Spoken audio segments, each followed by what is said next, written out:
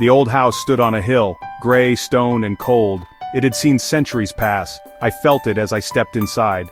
My family and I were there to visit my aunt. She was the caretaker of this place. It was a relic of a bygone era, full of shadows and whispers. The air inside was heavy. The scent of damp stone and old wood filled my nostrils. It was like stepping back in time. Each footstep echoed in the vast, empty hallways. We found my aunt in the living room.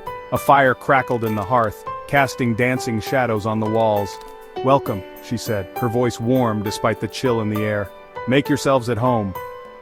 Her smile didn't quite reach her eyes. I felt a shiver run down my spine. That night I slept in the living room. My aunt had made a bed for me on the floor, near the fire. It was the only source of warmth in the house. The fire had died down to embers by the time I drifted off. I woke with a start. The room was freezing. The fire was out. But that wasn't what startled me. The room, it was different. The furniture was rearranged. The chairs, the table, the rug. Everything was in a different place. My heart pounded. I sat up, pulling the blankets tight around me. I stared at the room, trying to make sense of what I was seeing. It was impossible. I knew I hadn't moved anything in my sleep. The next morning I told my family about the room. They dismissed it. Sleepwalking, they said. A trick of the light. But I knew what I had seen. The room had been rearranged. I could feel it. Later that day I found my brother. He was staring at the living room, a strange look on his face. "Did you notice it?" he whispered. I nodded, my heart sinking. He had seen it too. The rearranged room. Something wasn't right in that house.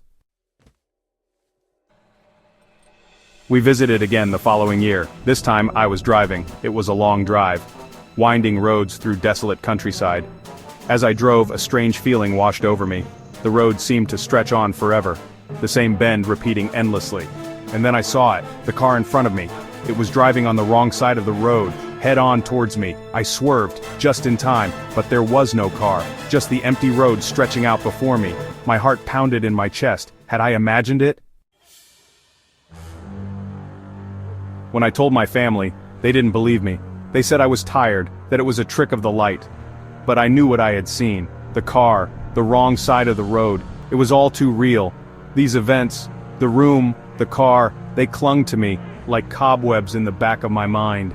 I couldn't shake the feeling that something wasn't right, that the house held secrets. Secrets it wasn't willing to share. The house remembers. I never stayed in that house again. But the memory of it remained. The unsettling feeling. The sense that something was watching, waiting. I often wondered about the history of the house, the people who had lived and died within its walls. What had they experienced? What had they seen? Was it their energy that lingered, their memories imprinted on the very fabric of the building? I had no answers, only more questions. The weight of doubt. The events in that house left me with a profound sense of unease, a feeling that reality was not as fixed as I once believed, that perhaps there were things beyond our understanding, things that lurked in the shadows. I began to question everything, my senses, my memories. Had I imagined it all, or was there something truly sinister at play? Echoes in the silence. The silence of the house was the most unsettling thing of all. It was the silence of secrets kept, of stories untold. It was a silence that spoke volumes. I knew that I would never forget my time in that house. The unsettling experiences, the feeling of being watched. It was a part of me now, a chilling reminder that there are some things in this world that we may never understand. Have you ever been to a place that felt off, a place where the air was heavy with unseen things, a place where reality seemed to bend and twist? If so, you know the feeling. The feeling of being watched. The feeling of being completely and utterly alone.